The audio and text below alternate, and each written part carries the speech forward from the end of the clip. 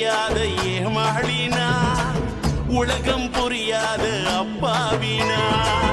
ஒன்னும் தெரியாத ஏமாளினா உலகம் புரியாத அப்பாவினா